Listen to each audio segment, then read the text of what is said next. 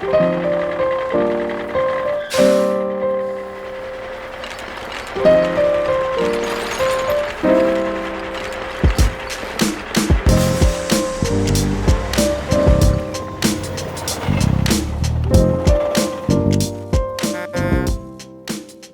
and privileged to be here. Thank you for having me.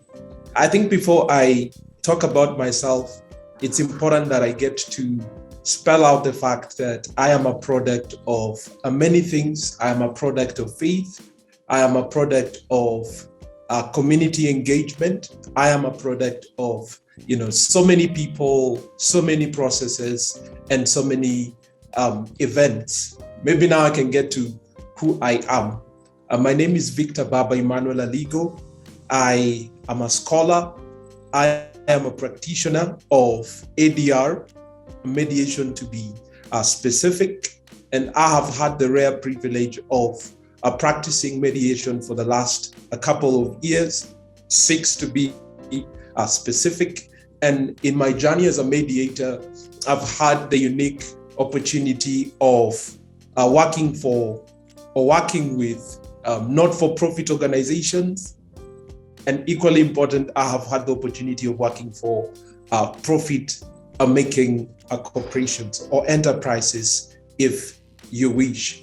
And I am a scholar, as I had pointed out. I tutor, I teach ADR, of course, alternative dispute resolution at a global university, Somalia, which is based in Mogadishu, but right now I am based in Nairobi, where much of my activities insofar as alternative dispute resolution goes. That's me in a nutshell. We don't want the nutshell, Victor. We need much more. But the only interesting part I find is that the wildlife sanctuary in the middle of Nairobi that I hear about, that must be very interesting. It is, and I think it's one of the, it's one of the 7 wonders of the world, the migration of wild beasts, and this is, the beauty is that, it involves 2 countries. It's a migration from Kenya all the way to Serengeti, which is Tanzania, and then back and forth. It's one of those experiences that I believe every human being, should get an opportunity of experiencing. I know, when you see the videos and you see the way they go, I mean, it must be, but if you're there watching it, must be really interesting. It's a thing of nature. It's a beauty of nature that is breathtaking, but importantly, breath-giving. I learned that from my friend who we were having a conversation, and they told me that nature is not just breathtaking. Nature is breath-giving as well. It inspires ideas. It inspires supernatural experiences. Yeah, it's good to commune with nature. But when does that happen? What period does that happen? It usually happens, here we have rainy seasons and we have not so rainy seasons. We don't have the 4 seasons, like in the West, you have spring, autumn, and so on and so forth. So it happens when when the savanna is about to dry. Okay. Yeah. And so these animals try to migrate to the other side of Tanzania in pursuit of greener pastures. Because when it's dry here, things can really, nature can take its course. Yeah. So usually it happens when it's dry here, and on the other end, which is in Tanzania, it's rainy and the grass are green, and that's the reason behind the migration, to be specific. But what month will that be?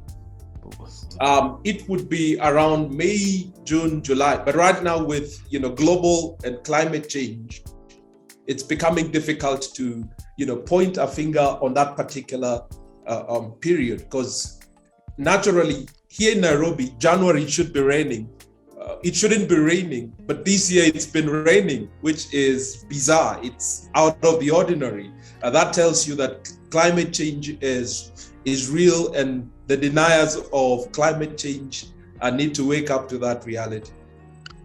Well, I still feel that we should find out that what was the kind of weather that Nairobi had maybe 100 years back.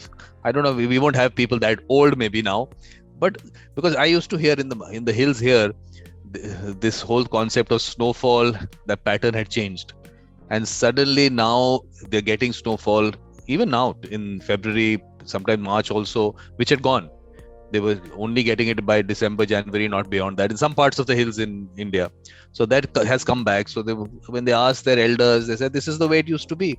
So that cycle also, I think we should find out what was the actual situation in Nairobi, maybe if there is some elders still there. What do you think? You are right.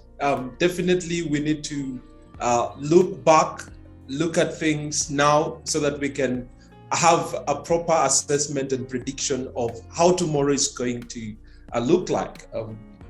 Winston Churchill once said that, if we are not good students of our history, then we are doomed maybe to make some of the mistakes that they made in the past. So definitely you have a credible point there that we need to maybe gather some of our senior elders or senior citizens and have a conversation and a dialogue with them.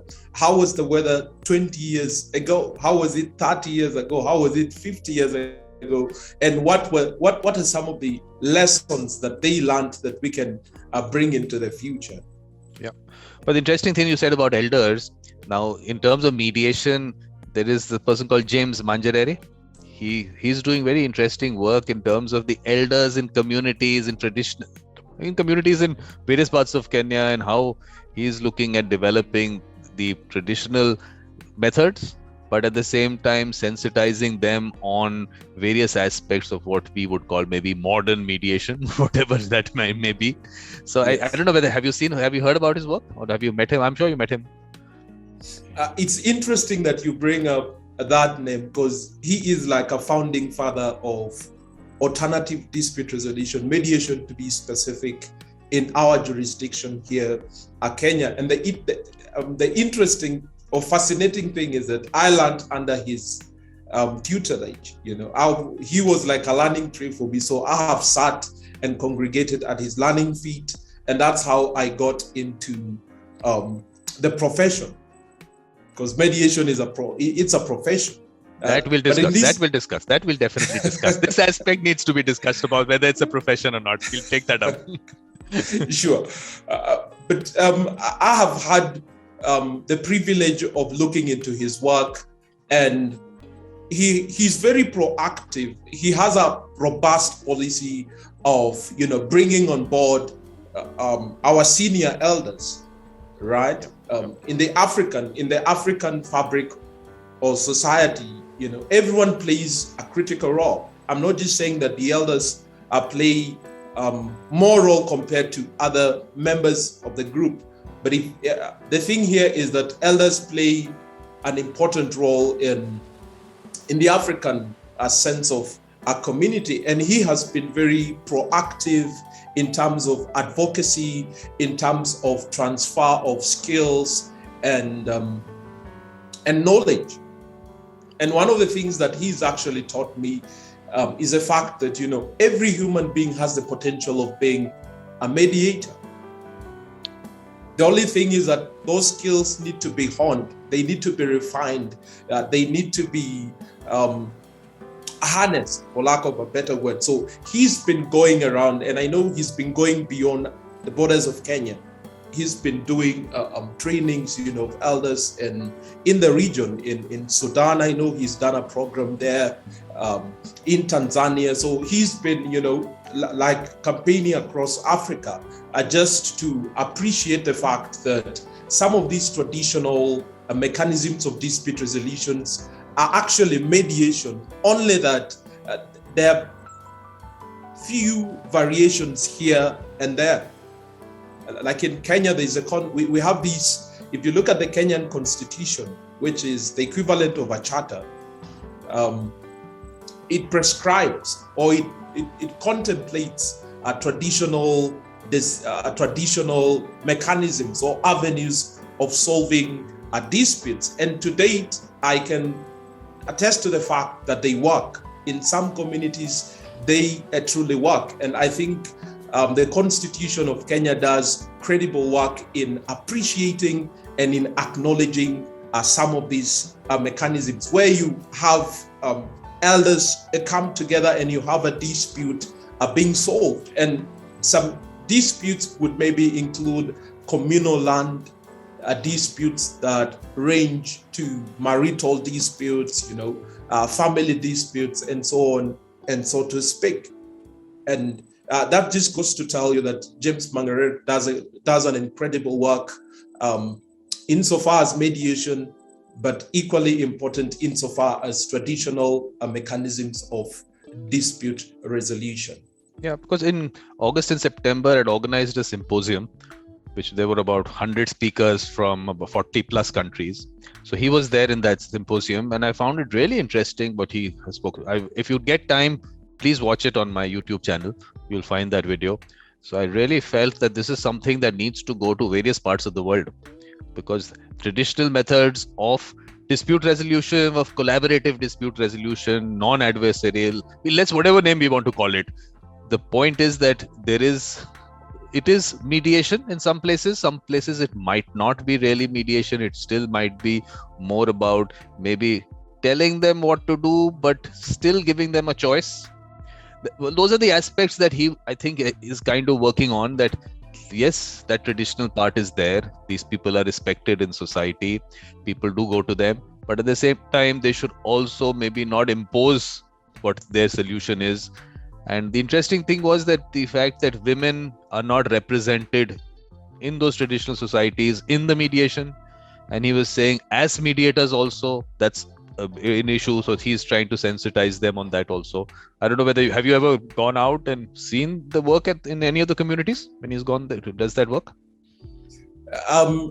Different ethnic groups have different forms of dispute resolution. I have to say that the mechanisms are not monolithic, because different ethnic groups subscribe to different values, to different ideals, and so on and so to speak. So ideally, it's different from one ethnic group to another ethnic group. But from what I know, the efficacy or effectiveness of this can be seen in the fact that usually when we are about to go into elections, our societies can be very polarized. And I have seen community leaders or elders, converge the community and sort of negotiate or mediate over disputes within the community. I'll pick for an example one particular group in this nation, which is a Kushite group.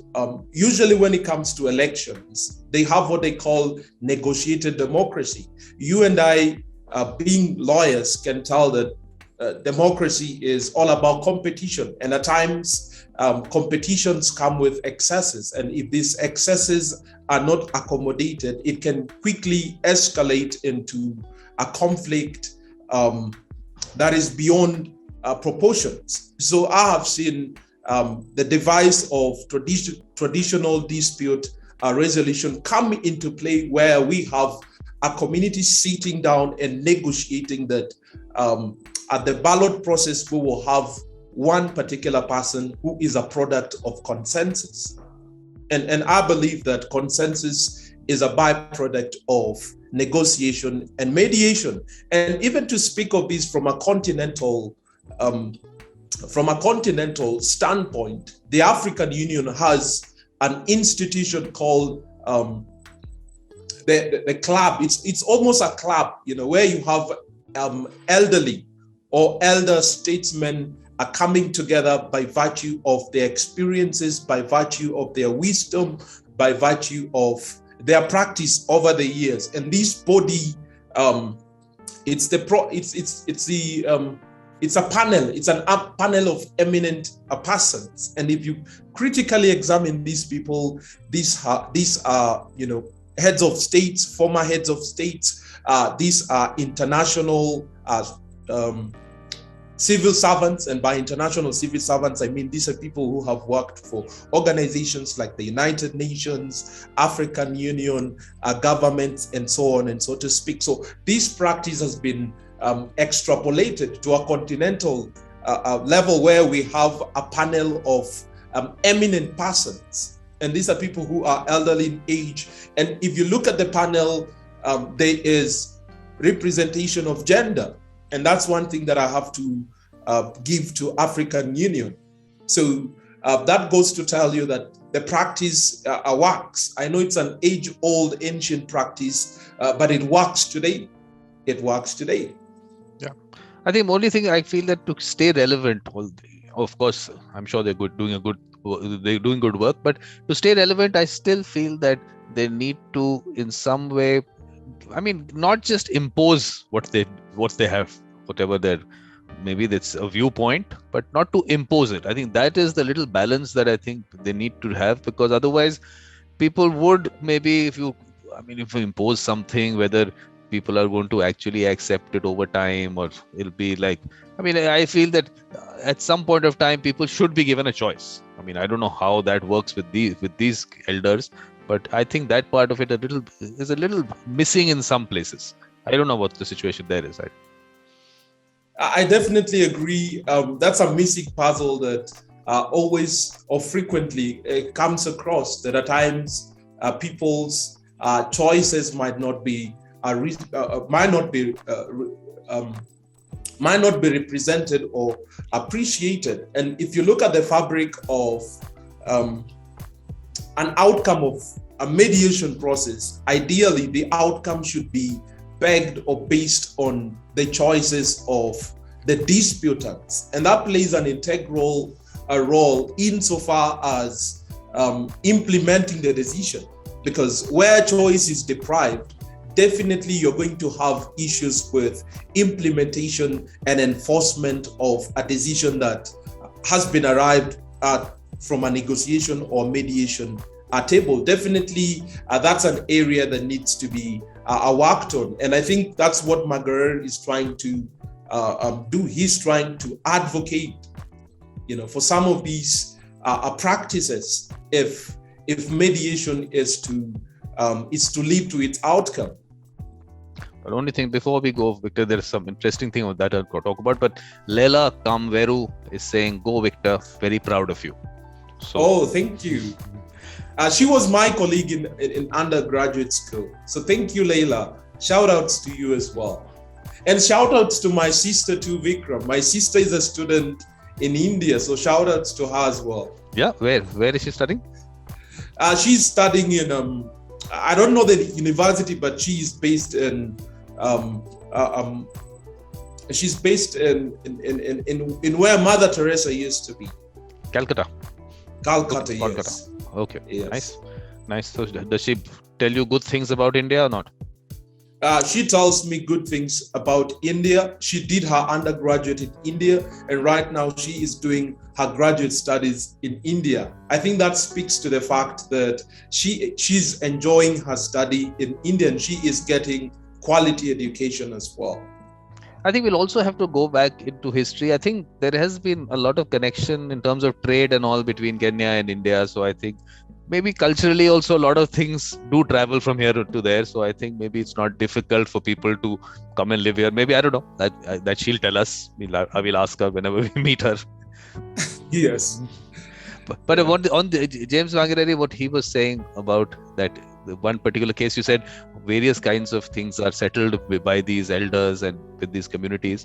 But interesting thing was that there was a murder in some community, and he talks about that. There was a case where there was a murder, and there was, the matter went to the court. There was no witness, there was no complainant, nothing. So the judge understood, sent the police to the community, asked them what they had, this is how it's been settled. There were some 15 camels to be given to the other side. And he came back, and the judge passed an order on that basis. And that became it was a controversy, as I was told. And then how the judge said that the constitution provides for it, and that is why we have to endorse it. So that's interesting work that, I really feel that if, look at, there's so many traditional, there's so many indigenous communities, various communities in India also, in various parts of the world, and they've got left out of a process that they were comfortable with. That was something that, and maybe that's what we are coming back to. All this restorative justice, there's so much talk about that now. We're going back to that now. So I think maybe we need to learn from them.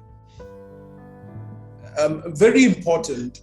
And I think this goes back to colonization. Right before colonization, and India, had, sorry to say this, India as well went through the trauma of colonization. And I think right before colonization, African societies or the Indian society had its own civilization. It had its own rules and regulations that were designed to uphold justice, peace, and order. One of the fundamental principles that informs every African society is the concept of Ubuntu. And Ubuntu here is you are because I am, and I am because you are. And that's an ideal that governs the African fabric. So right before colonization kicked in, our societies were founded on some of these principles. And that's why if you travel to certain jurisdictions, you find that traditional mechanisms of dispute resolutions are accorded prominence, are accorded judicial recognition. It's because it works. But definitely there are certain issues. You've mentioned choice, you've mentioned principles such as human rights, principles such as everyone having their stake. And at times, these decisions are superimposed by elders on the members of the community. So definitely there are controversies and there are controversies that arise that we can work on. That's just one way of looking at it. The other way of looking at it would be that colonization brought a common law. Here we practice a common law, and common law is principally adversarial.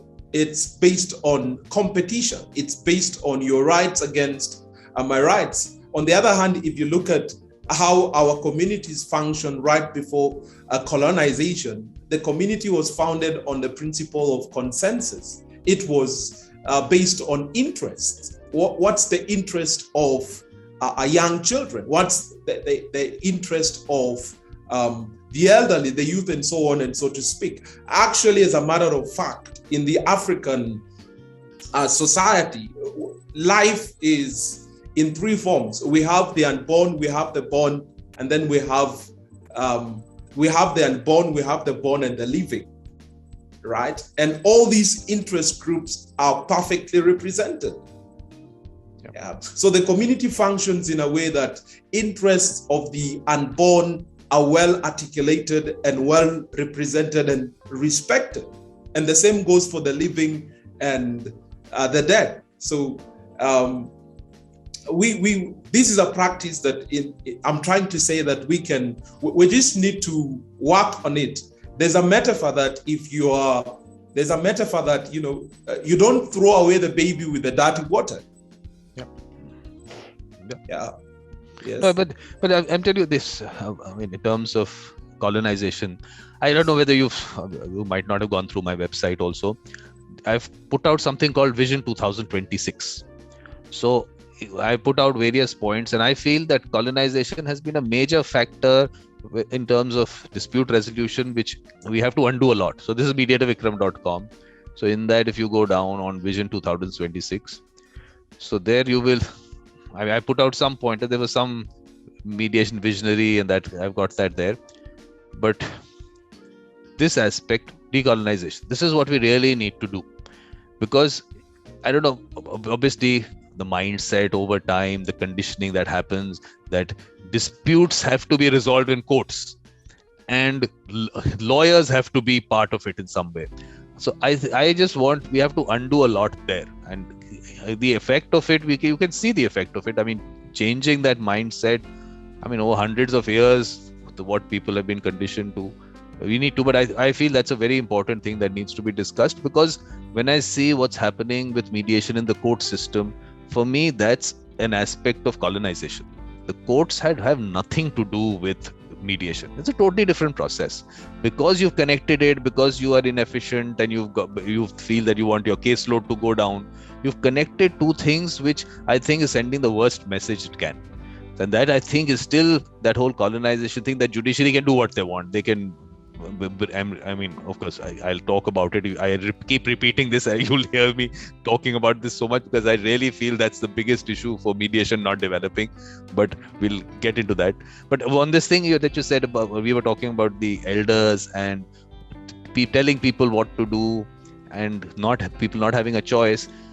I don't know. Sometimes I feel we need to really go a little deeper into that. Sometimes there is a certain, living as part of a community, there are certain things that sometimes it's not really a pressure, but it is for you to figure out whether you want to be part of the community or not. So you still have a choice, but the choice is, do you want to be part of the community and all? And that, I think sometimes that social pressure is not so bad. I mean, that sometimes people say, they were told what to do, but they had a choice. If they don't want to be part of a community, they always have a choice. But definitely to keep that harmony in the community, if you listen to the suggestion given by the elders, I'm still putting it in milder words, this suggestion given by elders, I don't think it's so bad. We have to discuss this. I don't know what your views on that. But before we go further, I'll just say, Leila says that can she do a master's in India on ADR? We'll discuss it with her separately. So what is your view on that, about social pressure and that aspect? To respond to that, I'll maybe share a story. A story is told of a frog, and this frog is born in a yellow civilization. And in this society which this yellow frog has been born into, everything is yellow. Their mosques are yellow, their churches are yellow, their restaurants are yellow. Everything is just yellow. Your parents are yellow, you go to yellow schools, and so on and so to put it. But one day, this one particular yellow frog wakes up and goes to the top of the mountain. And while at the apex, the summit of the mountain, the yellow frog sees another society of blue frogs. And in this blue frog kingdom, everything is blue. They eat blue food. They go to discos that are blue. They listen to blue music. So everything is about being blue. And so what this yellow frog does is that he walks down to the other side of the mountain where you have the blue frog kingdom. And while in this blue frog kingdom, he is integrated into the blue frog society. And over time, he learns how the blue frog kingdom thinks, how their approach to life, their outlook on how life should be and ought to be, and so on and so to speak. So one day, this yellow frog that was living in a blue frog kingdom decides to go back to his home. Remember, his home is one that is made of yellow frogs. So he comes back and he begins to tell the yellow frog structures of leadership that everything does not need to be blue. Yeah. The long and story of the short is that there is a place of conforming to traditions, to conforming to norms of the day. But generally, I think that there should be room for diversity. We can always accommodate other value systems. We can always accommodate other ethos and ethics into the very fabric of our societies. The long and short of this is to say that we can develop our traditional mechanisms of dispute resolution. The idea is to perfection. That's how I look at it. We can always perfect our old ways. No, I think that Kenya is doing a very good job on that. That's what I'm saying. When I hear what James Mangerere is doing, is Mangerere or Mangerere? He's Mangerere. Mangerere. Well, what work he's doing, I really feel that it needs to be taken everywhere, because this is really an issue. But what we have to actually first get into is your JAMS fellowship. How that came up, and that part of it is what should be something we need to first discuss. So how did that happen? Wow, it's quite a fascinating story in the sense that 6 years ago, along with a couple of friends, we were quite inexperienced in the practice of alternative dispute resolution, mediation to be specific. But nonetheless, we sat down and we told ourselves that we want to put up a firm whose core competence is mediation and arbitration. Now that is going against the grain in this part of the world. Going against the grain in the sense that we have a society that sees litigation as a high-hanging fruit and mediation as a low-hanging fruit. So as we were in the process of putting up our farm or enterprise, my role was to do some research. So to design our unique selling point, I decided to do my research. And as I was doing our research and legwork, I stumbled upon an ADR practitioner from Rwanda, and her resume caught my eyes. And as I was going through her profile, I saw a James Weinstein organization. So I decided, out of curiosity, I decided this is in 2018. That's in 2018. So I decided to look at their website, and I'm like, wow, these people have incredible programs. These people, they are trying to put up a community of scholars, practitioners, and lecturers or educationists, who are involved in ADR dispute resolution. So fast forward to 2019, that's when I gathered and summoned the strength to apply for the James Weinstein fellowship program. Should be the tail end of 2019. So I put together my profile, supporting documents. I worked on my budget. Budgeting is one of the most critical components of putting up your application. And I'm sure, as Gide mentioned a few weeks ago, it can really be a hectic process if you haven't traveled to the US before. So I put my application together and I sent it to James Weinstein, Ellen to be specific. And in 2022, along with other incredible personalities, I was made a fellow. So that's how my story with James Weinstein started or commenced. But what was the plan? Because they normally say that what work you want to do in your country and what you're studying for. So what was the work that you were going to do in Kenya? And why does it say Kenya and South Sudan? It says both places. That's because right now I'm based here. I'm based in Nairobi, Kenya, but my nationality is from South Sudan. And that's why in my profile, I have the rare privilege of representing both countries. I don't know whether it's been done before, but if you look at the James Weinstein Fellowship, I seem to be having the repute of representing two countries at a go. So my application was premised on the fact that education has always been close and dear to my heart.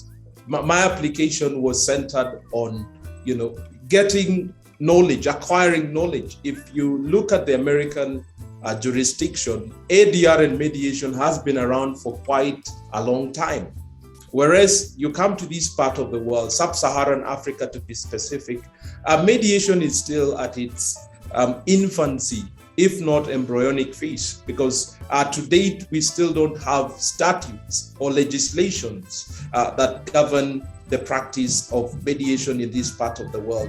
So my application was inspired and motivated by the fact that I really wanted to go and learn, and learn from how Americans practice mediation and how we can bring it back to this part of the world. And by bringing to the part of this world, I don't mean coming with knowledge and intellectual practice and superimposing here, because definitely there is local knowledge, there is indigenous practice insofar as mediation goes. So the idea is really to blend the two. It's an experience that I just wanted to pick from the other side of the coin.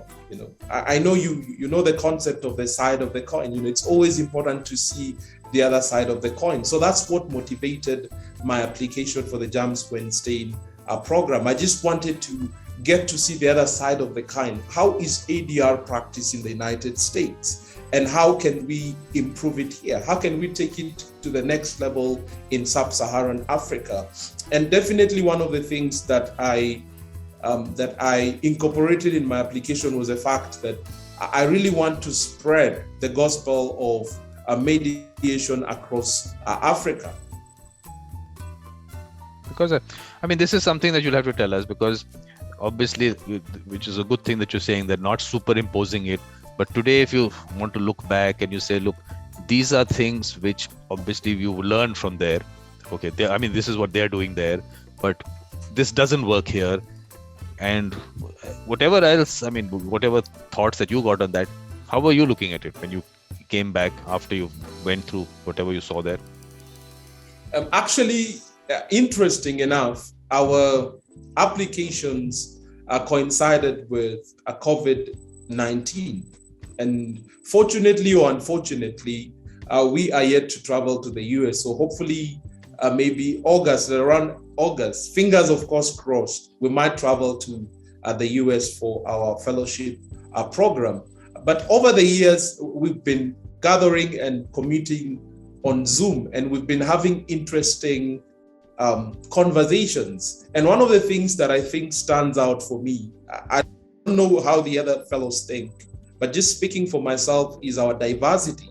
If you look at the James Weinstein program, it brings together unique personalities. In our cohort, we have different people of different backgrounds, nationalities, customs, and so on and so to speak. And here you go, yeah. So we have people from Ethiopia, we have people from Brazil. And the most beautiful thing, if you ask me, is the fact that we bring together different expertise and core competence. It's like a blending pot. When I look at all the fellows that we are in the same cahoot, what comes to mind is a melting pot where you have different elements coming together and blending and forming magic. We have people who practice at the bar, and we have people who practice on the bench. And by the bench, I mean we have judges, we have incredible magistrate. One of the magistrates that we have on board is should be from Poland. And then we have men and women who practice, at the bar. By this, I mean private practitioners. And we have a number of them, including myself. Then we have advisors as well. And we have an assistant attorney general, and we have advisors to presidents and so on and so to speak. So this beauty is something that I think has been very influential in my practice, because when you speak to people, they tell you different stories, they tell you different practices from a personal level, but even at a societal level. So just having some of these conversations, and one of the things that we put on our bucket list as a cohort of 20 fellows was that we want to put down a book. And the interesting thing is that everyone is bringing on board their different, unique, and idiosyncratic values on how the practice is. It's one of those recommendations that we made to James Weinstein. They are still looking into that. Hopefully, when we gather, maybe we will get to finalize on that a particular matter. And I must point out the fact that James Weinstein is a good affiliation to be affiliated to, because Justice Denny, who you've had here, he has a good name. And in my faith, we say that a good name is better than silver and coin. And since my fellowship program, I have had interesting opportunities that I never thought I would bump into or stumble into. So in 2020, that's when we were announced as fellows. And then fast forward to 2021, that's when I got an opportunity to be a faculty member of a university in Somalia, where I teach on ADR practice. So that's how instrumental, that's how incredible the program has been to me. It has changed my life. It has changed definitely my mind, and it has changed my career trajectory. I never thought that, I would venture into public service. And by public service, I mean lecturing at these early stage of my life. That's how incredible James Weinstein has been to me as a person.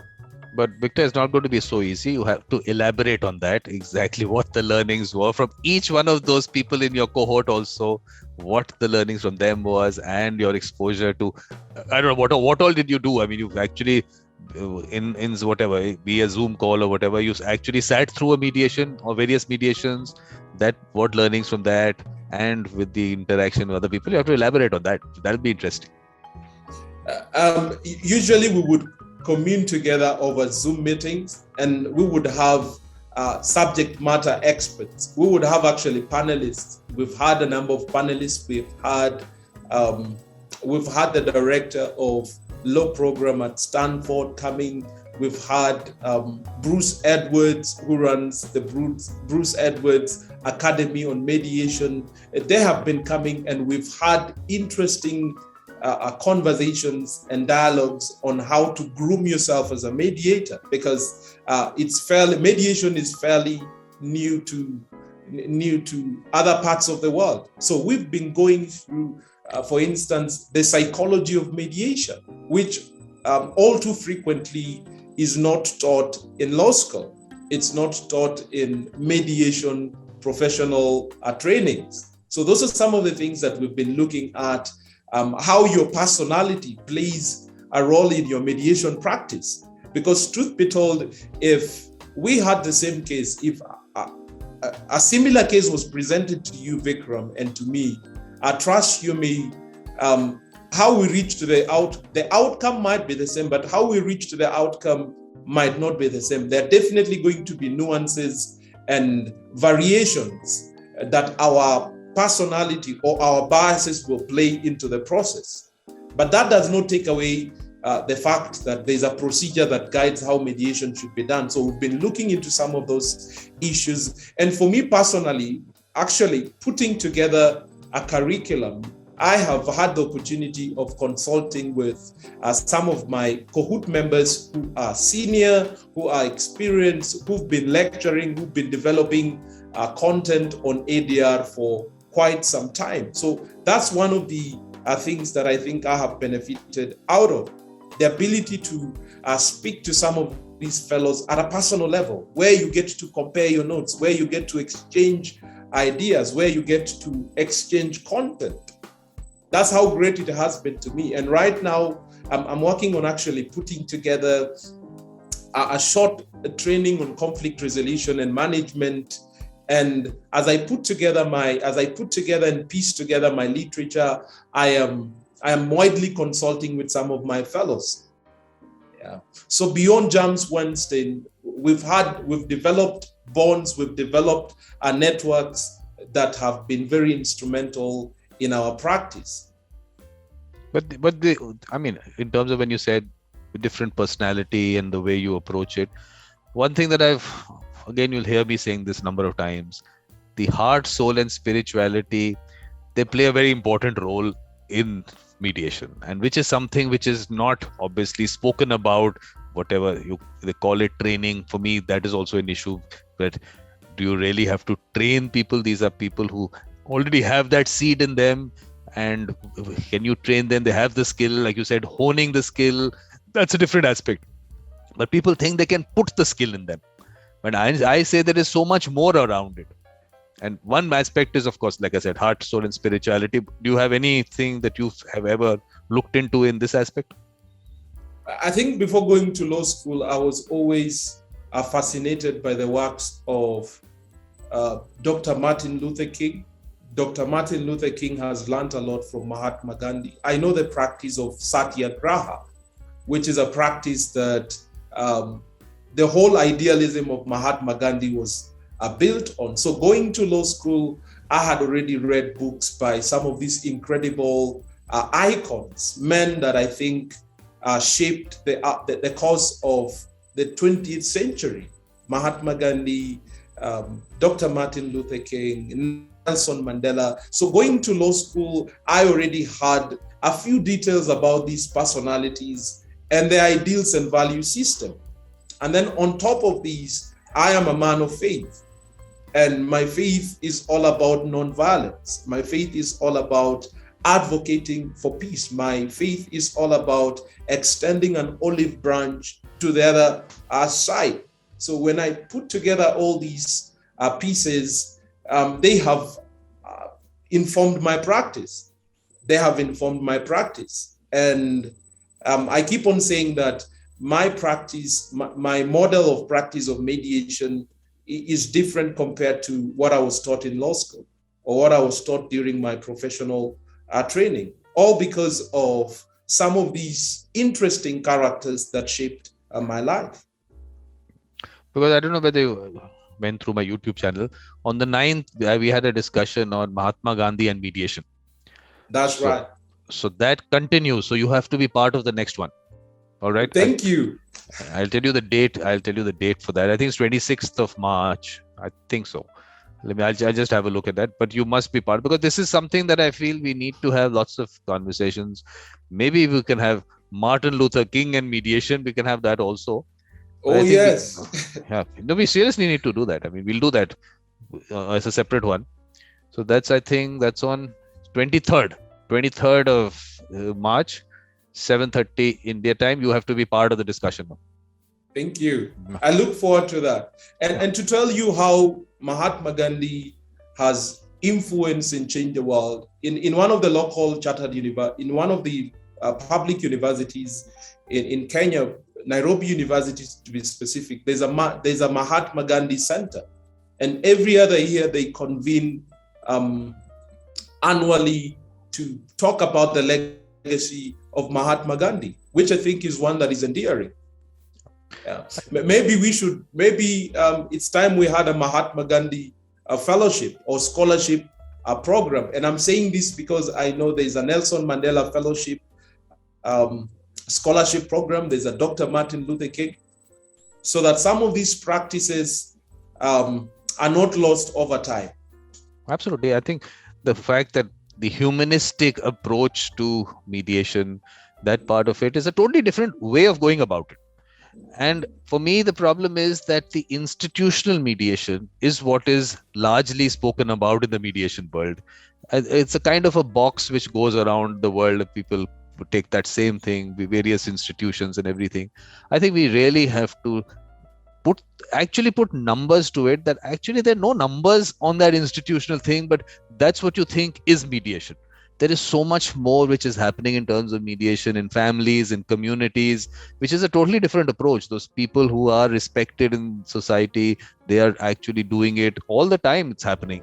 So I think we really need to focus on it, because when I look at numbers, even JAMS in the whole year does 9,000 mediations. I mean, that's nothing compared to the millions of cases with millions of disputes which go into courts. Nothing compared to that also. So I think we need to really, it's not going to be easy because everyone looks at mediation from that perspective. But what I'm doing is, and Victor, you have to work with me on that. What I'm doing is, of course, Kenya is already doing it. So maybe you might not need to do so much. Things are easier for you because James Magerere has done that. But I'm saying, let's go to the villages and identify those with the mediator mindset. I call that a mediator mindset. I mean, the fact is that you can say mediator easily, but is there mindset there or not? So get that identify those people with the mediator mindset, and then bring them out and tell society to value them. And then I think mediation will take off the way it should take off, which is because all over the world, the basic issue, can you practice as a full-time mediator? That's something which keeps coming up. And definitely when I had that symposium, like I said, more than 40 countries, almost 100 speakers, this was standard. They can't do it. Like for me, that's what I do. And I know that there is so much work out there. But why are people not being able to pick it up? What is the reason for that? Is it that the user experience has not been good? So if the user experience has not been good, why is that user experience not been good? This whole certification, accreditation, and all that direction is such a minimal aspect of the entire work around mediation. And like I said earlier, the profession aspect of it we have to discuss. But this aspect of it we need to discuss as to how to take it from the grassroots upwards. So what have you ever thought about that part? At the initial stages of my practice, I started at a community level. And my approach and beneficiaries of my mediation practice at that point in time. And I don't mean that I don't do it anymore. I still do it when I get the opportunity to do it. At the initial stages of my trajectory, what I did was put up a clinic center, a community clinic center, and the beneficiaries of my program were urban refugees. Now, if you look at refugees, there's one thing that you don't need to be a rocket science to understand, and that's their socio-economic conditions. These people are not well off to do like other members of the society. So access to legal service, access to justice is an impediment to some of these people. It's a luxury that they cannot afford. So at the initial stages of my career, what I did was put up a clinic, a center where we would do mediations between host communities and refugees. And this is in the heart and middle of Nairobi. So it's something that I have done in the past, and I'm still doing it. And I'm a proactive advocate for that mediation is an important solution, or it's a panacea to access to justice for communities and marginalized persons who may not access courts for obvious reasons. So it's a practice that I have been doing, and definitely we need to shine more light into that. We need to invest into our communities and marginalized communities, so to speak. You say access to justice. I keep saying there is denial of justice, because justice delayed is justice denied kind of thing. So for me, look, how I've gone about it is that I just say, okay, the court system and everything is there, but let's just let it be just there. Let's just forget about it for the moment. Let us develop this whole culture of mediation, as I put it, and identify those with the mediator mindset at the grassroots level, and just create that atmosphere there. And according to me, it is, people are all out there. They want to be collaborative. It is just, like I said, that conditioning that has happened. Courts, lawyers, that's the first thing that comes into people's mind. It's not going to be easy. I'm telling you, hundreds of years. It's not been a day or two or a month or a few years. It's been hundreds of years that conditioning has happened. So I feel that is one part that we need to focus on, but get the right people out there. Laila wants to do a master's. I'm saying, tell Laila, please, masters later, but let's go out into the communities. Just identify those people. When you hear them talk about the way they are going about practicing, they won't know the word. I'm saying the word might not be something that they know. Okay, mediation is not something that they have to know. It's the process that we are interested in. So they know about the process, they're actually doing it, and people are benefiting from it. If you ask those people, how are they going about it, they'll tell you exactly in the process that they do, everything they'll talk about. So I think I that's where, that's my focus now. My focus is that everyone around the world that I'm connected to, just pick up one village, one school, one community in a small town, one community in a big town. Let us identify people there. Let's see how it comes out. Because what I did was, there were some people from some village, a few villages, actually, some teachers who I had a discussion with on this. First of all, I had to clarify, there is like you have the village, the head kind of thing. Here, there is a concept of a panchayat, which is elected. 5 people elected by the villagers. So people have always been told that the panchayat does mediation, but actually the panchayat gives decisions. So in their mind, that connection between decision and mediation was there. The first thing to explain to them, look, that is a different thing. That decision is not mediation. Mediation is something where the person doesn't impose a solution on you. So then that conversation happened, and then those teachers came out with names in their villages of people who are actually doing it. So when we spoke about how they were going about it and everything, you see that the entire practice is there, but no one talks about that as mediation.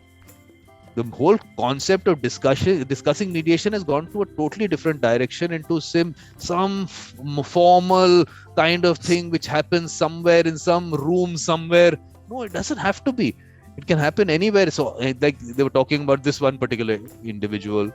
They just go to his house and he sits with them on the floor and they have this discussion there, and helps them settle their dispute. So these are the people we have to bring out. How they can do it as a full-time activity, because these people are the ones we need out there full-time. Right? These are the people, but they are not valued. I was asking them, do you pay them anything? Or you give them anything? Yeah, he says we give them love and affection. That's not good enough. These are the people we need. So I think, for me, I think I've found the way I have to go about it. But you people have to help me, support me, work with me on this. Let's just try it. What is the harm? Because no harm can be done by going out and reaching out and identifying those people. Like I said, for you in Kenya is easier because that work has already happened to a great extent, a lot of work. Yes. But in South Sudan and other places, I don't know how much work has happened there. So please, what your view on that is one thing you can tell me, and how we are going to work on this, please. Definitely, there's more work to be done, and if you speak to the average lawyer, he will tell you that mediation is a litigation only that you have, only that you have the disputants and the lawyer seated down. In courts, of course, you have the lawyer standing and the judge is seated down. So that's the mental picture that many lawyers have, that mediation is litigation only that you have the mediators are seated down and the disputants. But mediation, of course, is more than that. And as you put it, mediation is more than a commercial practice.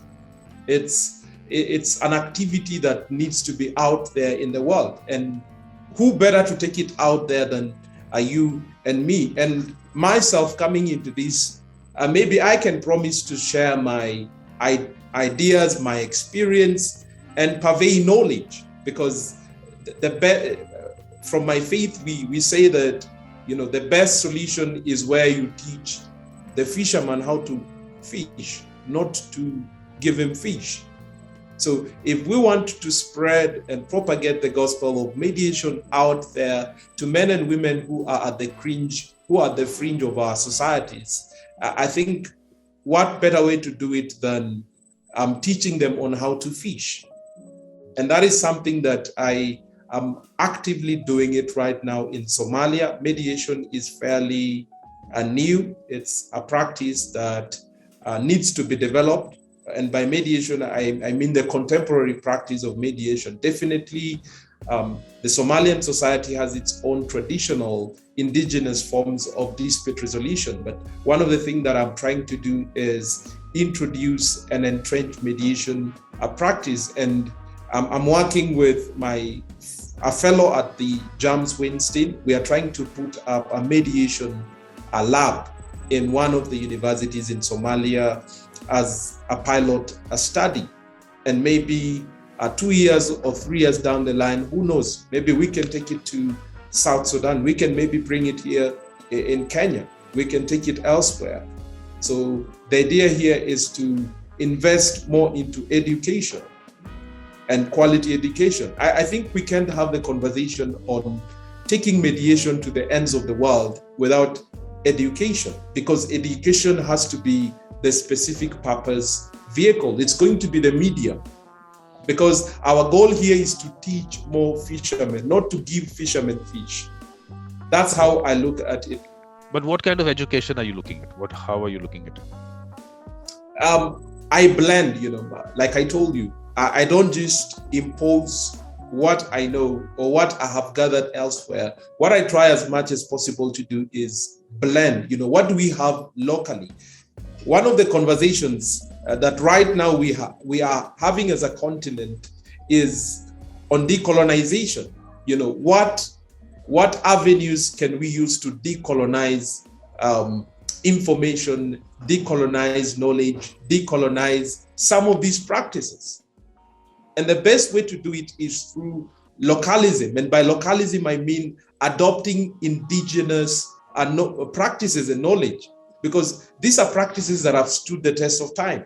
So for me, what I'm doing right now is I look at different literatures, local literatures, as well as, for lack of a better word, foreign literatures, and put them together and try to tailor make something that is right for my students. Because when I approach my class, my approach has always been, at the end of the day, I want you to be a better human being.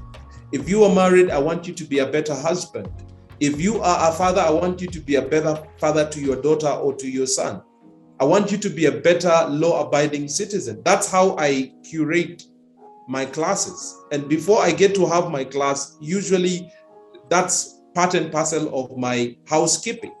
That you're not just here to acquire skill, but you're here to acquire fundamental values that will change your life and will change your family and your society. So that's my approach. I usually blend together.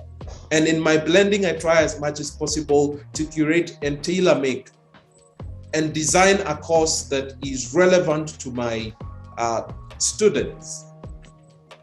Because I think that part of it about the value system, I mean, that value system that, I'm not saying this got lost, but I think people have not maybe valued the value system that has been there, and they've started valuing different things maybe. So bringing them back to that, yes, definitely. But for me, of course, that's one part of it, wanting people to be good human beings as one part. But in terms of mediation itself, like I was saying, that the process and the mediator, that heart, soul, and spirituality, the value system, the humanistic approach, which we were discussing as part of that Mahatma Gandhi and mediation aspect of it, we need more conversations on that, and from various parts of the world. And how, like, that's why I keep saying that we have to go out, and the people who are already practicing it, which is happening in communities, are all there. When people talk about how those people go about it and their experience with the process, we'll really get to know that humanistic approach is a very important aspect of that part, which again, I don't want that to get lost with this box of mediation which has been sold to the world. And that box of mediation is being sold, according to me, only for one purpose: let us train, certify, accredit them. That's it. And that is where money has been made all over the world. Actual mediation, developing mediation. Otherwise, I even keep telling people that dig a little deeper in the US. What is the situation there? 100 million cases are being filed in the courts every year. And you say mediation has been there for 40, 45 years. That means it hasn't percolated down to society. You are not using it as your first option. I am saying that has to be your first option. Should be. So if it hasn't happened, that means there is some fundamental way that maybe the practice is not happening properly. The right people are not practicing it. Whatever the reason, we have to dig deeper. That symposium was about that. The topic of the symposium was mediation in our culture and traditions. So, I mean, a lot of aspects of this, and every session I was talking about this with the speaker on this part for various parts of the world. So I felt that was one area where we need to, right now, I don't think, like you said, some parts of the world, say in Africa also, mediation hasn't, as that technical thing, that word hasn't spread. So I are at a better situation right now that is where, be it traditional, one is what we call what the traditional communities, what they are doing, but in general, over time, societies, in communities, in families also have been using it. And and those people, it's not that, like I keep telling people, that is, look, in a family, it's not every elder that you feel can help you resolve a dispute. You know those elders. Okay, this particular person. It's a name. It's a person. It's not, oh, we'll go to an elder person. No, that specific person, you know that person. Why is that person wanted by these people? Why is that person trusted? All those basic things about you, whatever basic qualities of a mediator that you talk about in training, if you ask these people, they tell you all that. Yes, this person has this. They might not use the technical words like active listening or what they want. You might not use that. But in their words, they will tell you the same things.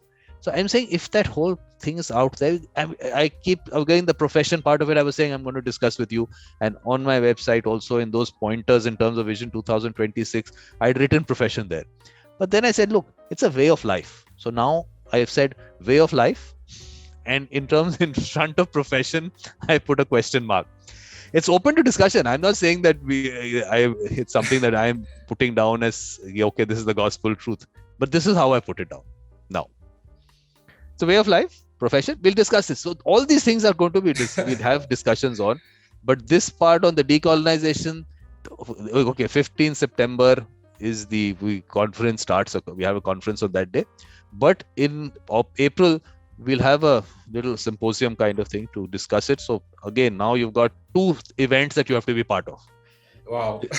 Discussion on the decolonization in April, and in March on that Mahatma Gandhi, and then we can expand it to other people, Martin Luther King or whatever. We can expand the discussion. It's not a problem.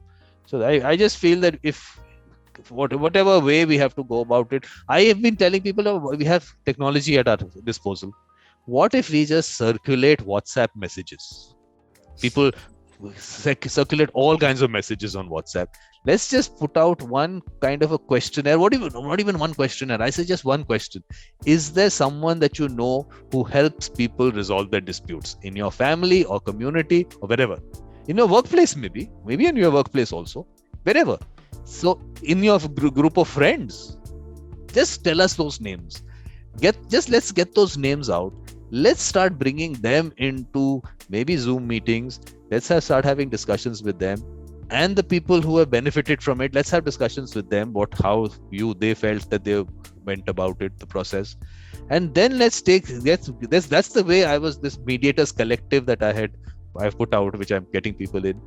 That's what I wanted. I said I put together 1,000 people, and then those 1,000 people identify 1,000 people. We have 1,000,000 people out there. That's right. So that's how I am looking at it. And Victor, you are part of that 1,000. Thank you. You have to bring in those 1,000 then. Yes. So how you're going to go about it? If you have some thoughts, please tell me so that I also can maybe refine the process. So how do you think we should go about it? Definitely, we need to reach out to our circles, because I have a circle, you have a circle, previous panelists that you've hosted have their circles, and that's a good way to begin with. In my faith, which is Christianity, we say that it's from Jerusalem, and Jerusalem is your immediate environment.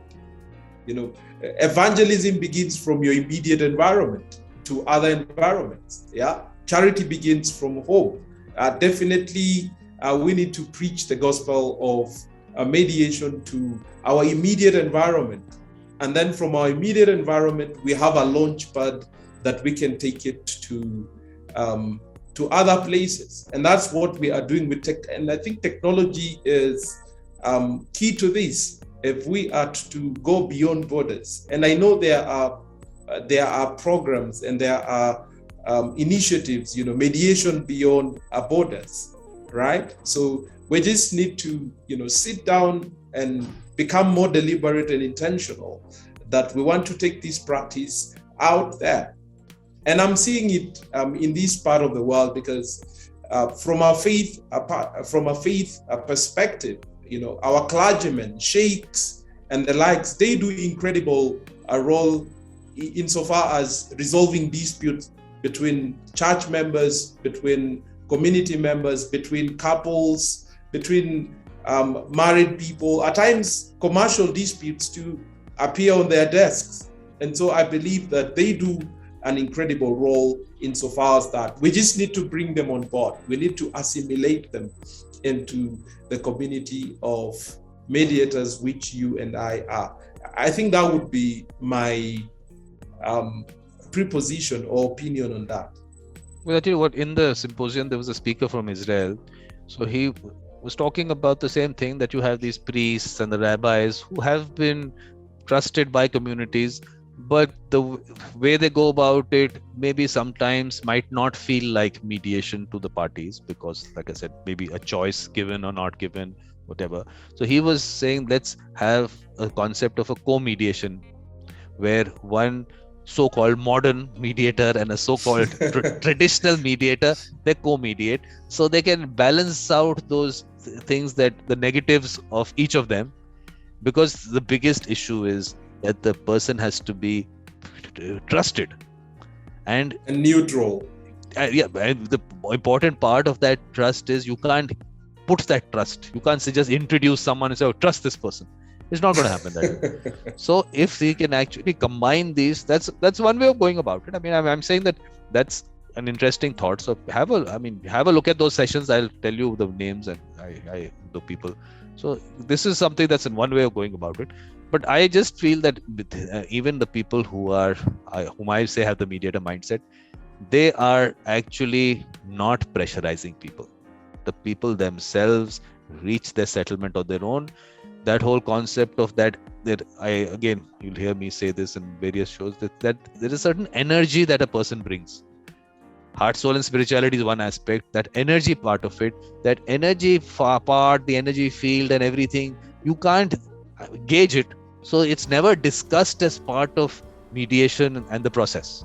But I feel that individual, what that individual brings as that individual, it's something that no one can really talk about it, because it just happens. Whatever, it could be the presence, you said personality, whatever words that come out. But that is also a very important part of it. So those are also things which we need to, maybe whether we can put them down to words or not, it's an experience. So how do you really relate that experience? But let's start talking to people. What I thought was, why not make little clips? We can make people who have benefited or actually sat in a process with people who are actually practicing it in communities or who doing it for people.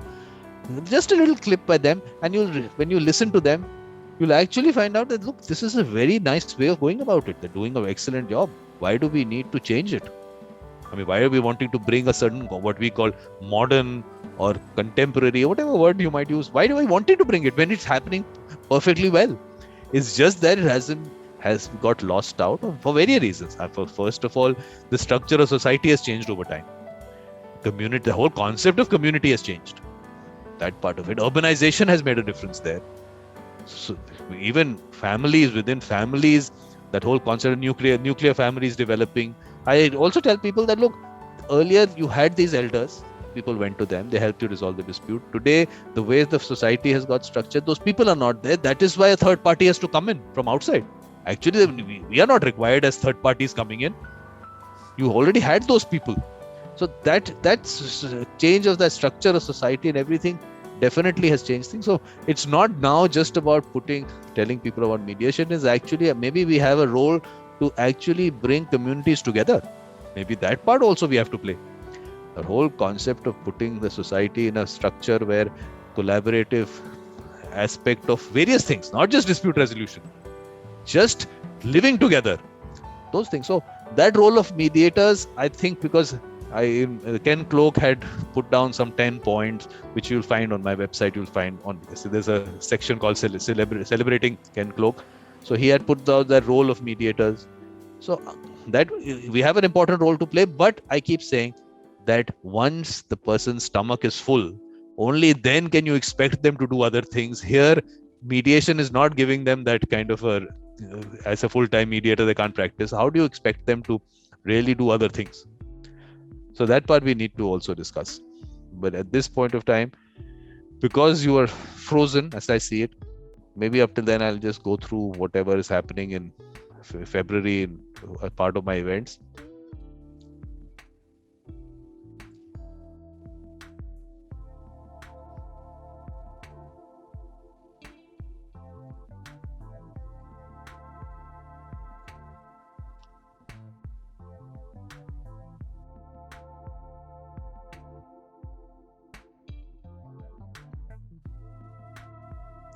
This was on 2nd February. It was an interesting topic. Just ICE, collaborative poetry and climate change mediation. But these are all available on the YouTube channel. So Victor, you have gone out for some time. So I'm just I lost you. Yeah, what I'm doing is I'm just going through whatever has happened in February or is going to happen in February. I like to do that. So at least if people miss out on these social media posts, at least that's there. So this was Olga from Greece. This is on 2nd February. All these are available on the YouTube channel. So I mean, a wonderful person. You must, if you get time, please watch the thing. Wow. So this was a nice, interesting topic, poetry and mediation. And Kathy's been of course, in the symposium also, she had some interesting thoughts on art and mediation. Then she's been on that evolution of a mediator. I'll tell you about that series. This is what I'm saying. This is part of that Vision 2026, Heart, Soul and Spirituality. So we had an interesting discussion. Wow. There's a concept called constellation methodology. Okay, so Wow. imagine in the Brazilian courts also they're using it. I am still trying to figure out what all really happens in that. So she had had an interesting session. She told us about it, but one session on that was not good enough. I've had, I think, 3 other conversations with her. Very interesting person. You must watch these. She's also JAMS fellow. So, okay, so then we had Constantia. She's in Brazil, and Constantia is the person I keep talking about. She in the symposium said, "In my lifetime, I want to see that I can practice as a full-time mediator." I said, "She is my target. That can we have Constantia practicing as a full-time mediator? I'll be able to develop mediation that much." This was that discussion. Mahatma Gandhi. And then this was on Saturday. So, of course, a large part in Russian. So we had one person, another person from Russia, another person from Kazakhstan who were helping in the translation. So, nice conversation. And I was a part of the conversation. Yeah. I was a part of the conversation because I was watching. Not bad. You didn't put on a comment. Saturday. Yeah, you put a comment later. Yeah. I saw that. Yeah. So, what was it? A nice conversation? What did you think? Was the conversation nice or not? It was interesting, very stimulating, and I think you do a great job in terms of putting your panelists, to work in terms of their mind, which is very important. And a mindset plays a critical role in mediation as well. So I just want to say that I'm enjoying every piece of this conversation. Good. Thank you. Yes. Then Eleni comes in on Wednesday. I said, so this series, Mediator Experiences, was mediators telling us about their memorable experiences. Then this JAMS fellow, Migle, who's part of your cohort, she was on my show in Conversation with the Beautiful Mind. So that is when she told me about the fellowship. So it was so she just mentioned it in that. She said, "I'm a fellow." Okay, she spoke about that. Then I saw this post on the fellowship. I said, "This is interesting." And I looked at the names there. I said, "I know so many of these people, and let's bring them in and let's talk about their experience." So now Mediator Experiences for some time, up till I cover the JAMS fellows, is only going to be for JAMS fellows. Then we'll move out to other memorable experiences. Wow. So this is that In Conversation with the Beautiful Mind. So concept behind In Conversation with the Beautiful Mind was that there was a legal head whom I knew, and I was telling him about mediation and why don't you try mediation. He said, "Look, I've heard about mediation, but I don't know who a mediator is. Now that you have spoken to me, now I can put a face to a mediator." So I said, let's put out mediation. Mediators, I'm saying they're special people. And of course, you have to be choosy, selective, whom you over time have spoken to. But let's put them out. They're wonderful people. Let's have these conversations. So this In Conversation with the Beautiful Mind series started. And it's been nice. It's been very enjoyable. So this is part of the Vision 2002. One I showed you that vision, that heart, soul, and spirituality, and then there'll be decolonization and all that. This is Mediation Visionaries. So he's a very senior mediator in the US. Again, a wonderful person. So he's been part of my evolution of a mediator also, and lecture series I had. But he's known for reflective practice. So he's written a book on reflective practice. So I've had one separate series that I started. We've only done actually one episode of that. It's called Mediator Reflects. So he had some people, he's made these groups all over the world for reflective practice, and then they discuss about their mediations and whatever they want to part of that. So he actually brought in from his Irish group, those people came in, and then exactly how they go about in a meeting of theirs, they did that. For him, that was a new thing because this has always been closed groups. But for the first time, this was recorded and put out on YouTube. So now he's started looking at that. He's doing that in other places. So that was a different thing for him also. So this is that there's a series called Talking Books, because some of us, like me, don't read them. So let's talk about them. Wow. So this should be very interesting, Victor. If you want, you can come in for the discussion also. Basically, on the neutrality trap, and you'll read about it. You can maybe even look at it. Maybe there's a post also on that. Very interesting thoughts he has on this, or both of them on this aspect. Then Danny Weinstein comes in on 26th. So evolution of a mediator series, why did that come up? Again, the basic thought, everyone talks about this training and everything, and they want to make a mediator. Suddenly, for some way, some 40-hour factory, you will start making mediators. If that could happen, this world would be such a peaceful place if that could happen. But it doesn't happen that way. There is so much that goes behind it. So, not just the person. It is the person's parents, their grandparents, maybe even before that. The value system that is brought in, and that individual's thought process, the individual's experiences, all that makes the person who they are. It's not as easy as they're trying to put it out there. And it's actually spoiling the look, I start using the word profession, but okay, not profession, but the practice of mediation because of that. Suddenly you think that, okay, I made a mediator. So that is why this series started. I don't know whether you saw his last episode, part 1, but it was a very interesting conversation. I had some JAMS fellow coming in. So please, for this also, you can drop in. JAMS fellows are invited for this. I will. And then on last day of the month, celebrate the birthdays of mediators in that month. So that's what happens in a month. Wow. Incredible. And it's really, really enjoyable. It's really enjoyable just having these conversations. So, but now overall, okay, so you've done your fellowship, which is still going on. You're still you're still a fellow for this year, and hopefully you'll go to the US maybe later this year if that happens. But what today, if you really have to tell people really what you have, maybe you can tell us about those individuals, like you said, Bruce Edwards or whatever, that maybe a little more about what you learned. Because a lot of people won't have a chance of actually going through that. So if you tell them more about what you actually benefit, how you benefited, what new things that came up and all that, please, a little bit more on that, a little elaboration.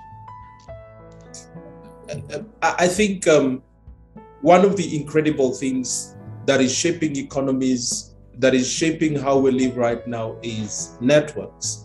The fact that we are having this meeting going on is an attestation of networking. So as a fellow, one of the incredible things that I think about the fellowship is the fact that it gives you a rare opportunity to network with individuals that you never thought existed. I mean, I never thought that Miguel, there was a person like Miguel. I never thought that she existed. I never thought that there was a person like Agide who existed. And so from that angle itself, there's so much that you get to learn from a networking perspective. The other way that I think I've benefited from JAMS Weinstein is the fact that it has broadened my scope of what mediation is and what it should be. And the broadening of my scope or my horizon, I can attribute it to a number of individuals. I know Dr. Janet Martinez. She is from Stanford University, an amazing personality. She has been in the game for quite some time, and she has developed an online design for mediation. So she is somebody definitely to look out for, and she has authored a number of books on the art and practice of mediation. And just having a conversation and sitting and learning from her feet, I think for me has been a blessing in numerous ways. The greatest blessing is when somebody can put an idea into your practice. And right now, as I try to put together training literatures, I always go back to her work, because her work it's groundbreaking, if you ask me, because she incorporates. Yeah, you can. Yeah, this was saying, just to tell us more about that. It'll be interesting. Yeah, her work is groundbreaking in the sense that she takes an approach to mediation where you, as an individual, you can develop your own structure for mediation. Because in law schools, we have a generic structure on how to approach, on how to strategize when it comes to mediation. But with her work, she has a sequential steps that every human being can use. So it's user friendly in terms of that. She has put out a book on that, developing a structure for your mediation. And the interesting thing is that she is a proactive advocate of marrying technology and mediation. And if there's one thing that COVID-19 has brought to the surface, it's the fact that technology is good. The fact that we're having this conversation again embodies the importance and significance of technology. So she has put together a literature on how to marry together technology and mediation. And she has done it across the board. Her work is not just confined to the United States. Her work has been implemented in places like Asia. And when I speak of Asia, I mean China. She has her people that have learned from her all over the world. And hopefully, once I'm in the US, I'll get to learn from her feet, because she is a wealth. She is, I would say that she is a matriarch when it comes to issues on mediation. That's a person that I've learned so much from. Of course, Judge Danny, we haven't had a one-on-one conversation, but definitely in the future, we might be having a one-on-one conversation. And I'm really looking forward to download from his reserve and wealth of experience and knowledge and intellectual prowess on mediation.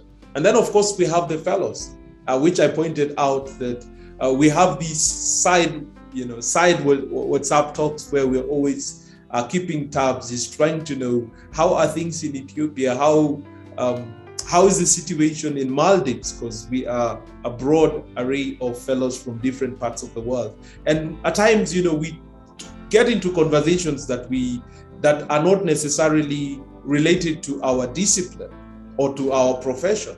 And that's a blessing. The fact that you always have somebody to reach out when you have issues that you might need a third-party opinion. So these people have become a family. James Weinstein actually is a family.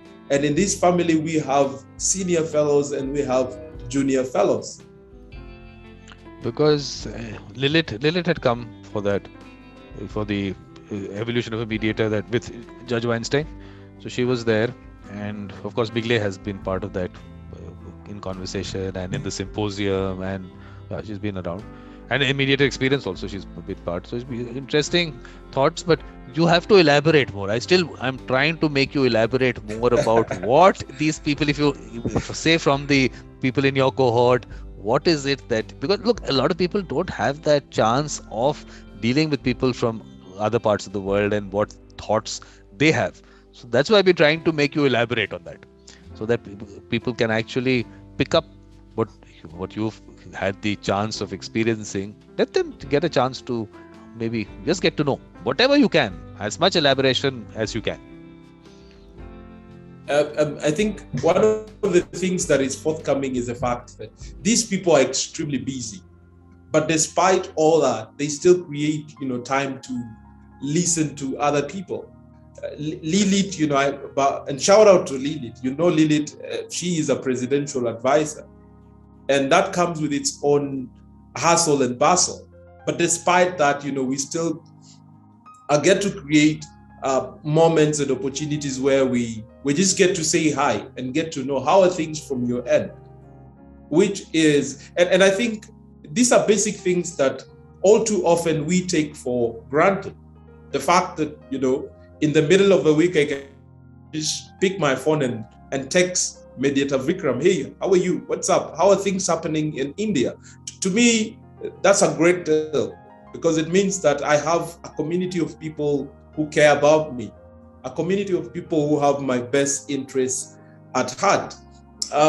Another experience would be, I pointed it earlier that we are working on a corporate objective or goal, if you like, where we want to put together a book or literature on our personal practices, our journeys, what are the commonalities, and then draw a comparison or draw parallels in terms of our practices. What can Lilith or Miguel pick from my experience? What can I pick from their experience? So to that, I think that's a good experience that I won't trade for anything. And then definitely, there's where we try as much as possible to work on projects. Like right now, name withheld, I'm trying to work with a fellow on putting up an interesting program. We want to put up a mediation lab in one of the universities in Somalia, and I think I mentioned that. So that's a project that is in the pipeline. It's still at its infancy stage, but we are really looking forward to that, and how we can pick up from there, because we want to take it to other places as well, and to other people. But the thing, that work that I'm doing is trying to bring people from all over the world for them to share their views and being available for whatever, as a resource person or generally as just connecting with each other, which is what I've been able to do. So right now you have, say, someone from Judge Halim from Bangladesh. He's also a JAMS fellow. So he's there listening to you, and he likes what you're saying. Then there was this Marzana from Poland. She was part of the symposium. She's not a JAMS fellow. She's part of the symposium. She's listening to you. Of course, now OG Kev has tuned in. A friend of yours, I'm sure. OG Kev? Yes. Okay, so he's tuned in. He wants to say hi. Shout outs to him. And Leila says that this has been a very informative session. So that's nice. Good. People find it useful. The only thing is that I like these conversations, so they go on for quite some time. Maybe people don't have the patience to listen to the whole thing. I don't know. A lot of people say, look, you should have shorter videos on YouTube. I said, look, I enjoy these conversations. So, I'm not going to cut short a conversation only because it should be a shorter conversation. No. Okay, so Isaac from Ghana has also joined. So, you can see he's also coming. I showed you that what's happening in February. So, he's also coming on that. So, interesting people all over the world, and just connecting with each other. I think that's what you need to do. But for specifically, for all of the people in your cohort, anything specific that you want to tell us about it? Because I haven't been able to get all of them. I will get them all at some stage. But right now, everyone has not come in. So anything that you want to tell us specifically about the work that is happening in Kyrgyzstan, maybe? Oh, Gide was there. Of course, Gide has been part of the immediate experience. So Gide, Migle, and you have been there. Lilith, I don't know whether you've been in touch with her, but she's had a bit of a sciatica issue, maybe by sitting too much or whatever. So that's why her episode has not been recorded yet. But anything that you want to tell us about what's happening in Kyrgyzstan? What does Natalia tell you about Kyrgyzstan? Apart from these people being very resourceful, I can tell you that they're very approachable, and they have an amazing sense of hospitality. So when you reach out to them, I'm sure you're going to find that out. From Kazakhstan, if you look at Natalie's line of work, she is more into state-to-state mediation. So that's one thing that she has been very proactive on. She's always wanting to know more on state-to-state mediation, and so to speak. And I think that comes across because of her portfolio. She is an advisor to the president, and so it's important. It's in her line of duties, for lack of a better word. But definitely, and she's a professor as well. So that's a towering figure. She's an intellectual towering figure that I think we can all learn one or two things from. So I'm really looking forward to when you have her on the show. And of course, every other fellow too. Okay, so why I was asking you about what basics about what these people are doing, because I just feel that, like you said, various parts of the world, people doing different things. So a little short kind of a thing, what's happening in Lebanon. How do you pronounce Hikam or Hicham? Hikam. How do you pronounce this? Hicham Kantar.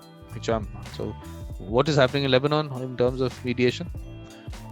Hicham has a background on the bench. He's been a judge for quite some time, and from a mediation perspective, he is trying to take the practice of mediation to parts of Lebanon to remote parts of Lebanon where mediation is a luxury. So he is very instrumental in that. And I must say that he is very knowledgeable because he's schooled in the US. So I'm really looking forward to the kind of work that he is doing. But definitely his work is embedded into community engagement. Okay. And Vietnam? And that's the diversity I'm talking about. Yeah. Some of these people look things from a state to state perspective. Some of us are looking at things from a community perspective. And when you put together all these elements or variables, you have an amazing team at the end of the day. Which is what I also keep telling people is that mediation is like the situation with the blind man and the elephant. There is so many different parts of it, different ways people are doing it. That's one of my amazing metaphors that I like to use in ordinary conversation. You have 5 individuals, you blindfold them, you have an elephant, and you tell them to touch every part of the elephant. I was just saying that to support what you're saying. Yeah, exactly. So that's what we have to. Of course, the larger whole, maybe everyone will not see. And they don't need to also. I mean, if you're doing a certain kind of mediation and practice it perfectly, all right. But there is it's much larger than what people maybe know about, and everyone, should open their mind to it. They should open their mind to it. That is why I'm asking you for all these people, what they're doing, because it should open people's mind is to see what all is happening in various parts of the world. Because I obviously bring in people from all parts of the world, like I told you in the symposium also, bringing people from all parts of the world, getting their thought process in. So I did that. But so in Vietnam, how are things in Vietnam? That's Tuan. Tuan is one of the most humorous fellows that we have on board. I have to say that he is so much into private practice. Fortunately or unfortunately, Vietnam has no legislation, but they're working on a legislation to entrench mediation into their legal system. So definitely that's one thing to look out for. Okay. And then Brazil. Brazil, we have Akira. He's a good friend, I frequently text him and he's frequently texting me. He has an interesting approach to mediation, which is of what you were saying earlier on, spirituality and the zeitgeist, of mediation. And that's what I think he brings to the table, which is interesting. Yeah. And of course, his background as well. He is he's from Asia, partly Asia and partly from Brazil. So again, that's very interesting. But what you have to do is you have to speak to him about this constellation methodology and how Brazil is using that also in their courts. Please talk to him about that so that next time you can also maybe how you pick up from there, you can also tell me because it's an interesting concept. That's Mongolia. right. Mongolia sounds interesting. Yes, that's Nomio. She is an amazing lady. She is into private practice and public practice.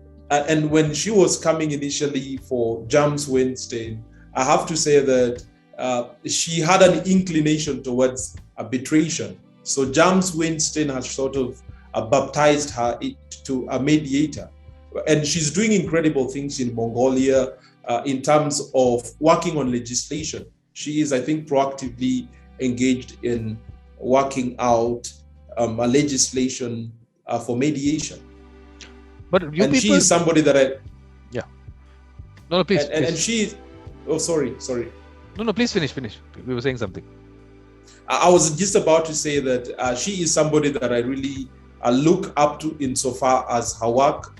She is into private practice, but she is into public service again, which is something that is commendable because she is a professor in one of the local. But did you people actually get to sit in a mediation on a video conferencing? We are yet to do that, but plans have been put in place to see to it that we get to do shadow mediations. And by shadow mediations here, I mean when James Weinstein, neutrals and mediators are mediating disputes, maybe we can come on board and just not just sit, but get to learn from them. So plans are in place to do. That's above my pay grade in the sense that somebody from James Weinstein will have to make the call. Definitely, that's one of the things that we are looking for. Yeah, because the earlier fellows, I think that was the important thing for them, that to actually experience those mediations. Because, okay, there is a different approach to the way they would do it. So, but just to see that part of it is also important. But what you do is, Victor, there is someone who's on the LinkedIn, who's watching it on LinkedIn, Govind, his name is. He says, share Victor's WhatsApp number. So maybe you can connect with him on LinkedIn. So if you go to it's all right. Yeah. So maybe I'll send you that profile. Yeah. Then we have Serbia, Italy. That's how do you pronounce this now? Ljubomir. Okay. So yes. So what kind of work is this person doing? Interesting enough, we were just having a conversation yesterday. He's turned out to be a great friend. He's a project lead with International Organization for Development of Law, that's IDLO, and his core competence is on commercial mediation, and he's been proactive in spreading again the gospel of mediation. I know he has structured and worked on a partnership program between the University of Maldives and IDLO on Maldives University. He's been part and parcel of conversations on mediation. And when I hear such stories, my heart is at rest, because it tells me that we have so many people out there who are championing for the well and good of mediation. I was just looking at the population of Maldives. I'm saying at that population, they should be able to work out these things within themselves. Yeah. Okay. Yeah. Then Poland. Poland, we have Judge Monica. And the interesting thing is that usually advocates of mediation are from the bar. These should be private practitioners. But Monica, who is a judge in Poland, she's one of the persons who are championing for the adoption of mediation and court annexed mediation, to be specific. So she is doing amazing work in that regard. She's really championing for. But I think that part of it we need to really, obviously, this court-related one, I have a totally different thought process on, which we won't get into because maybe a strong view on that, because I just feel that's where something went wrong. And like I told you about the US situation, it started from the court system, and today it's still in the court system. What use has it been over these years? So Lilith obviously is advising the president of Armenia. That's what she's doing. So Emiglia obviously has been on the show. So that's how it was. Great. That's right. So Victor, any concluding remarks or anything else that you want to tell us, which I haven't on the profession part of it? Definitely that's the debate which will keep happening. When I look at the definition of profession, definitely I feel that it really doesn't fit in. When you say, especially one that involves prolonged training and a formal qualification, it's been going on for years without that formal training, because obviously people, when they live in communities, they see what other people are doing, elders are doing, they pick up from there. But formal training, is it required, or is it going against the concept? These things and qualification, for me, it's an issue. I mean, these things that some countries in terms of legislation try to put it, I still feel that's again a colonization thing. Why should you limit people's choices? It's their dispute. Who are you to get into that? They know it's not, I mean, it's people watching a movie on television will ask 10 people about it. Or are you just going to pick up a mediator and you go to the road and pick up a mediator? No, they're going to find out, they're going to sit in it, and they're not bound by it. They can walk out at any point of time. So I don't know why this whole thing has been created around it. So that's my viewpoint. So Victor, some concluding remarks, mediation for the world, other larger things, please tell us. From the bottom of my heart, I wish to say thank you for the opportunity to be here, and more importantly, for the conversation that we have just had. I feel the conversation has been very enlightening. It has been very resourceful, productive, and definitely constructive. And from a mediation perspective, I think we are in a good place. The practice of mediation is in a good place. We just need to reach out to more mediators. People with a mediator mindset. You have to identify them. Yes. Oh, yes. Yes. Okay. No, it's been wonderful talking to you. I mean, there is so much. And I'm saying that you have to be involved in these activities that I'm doing, these events that I do, shows that I do. You have to be part of that.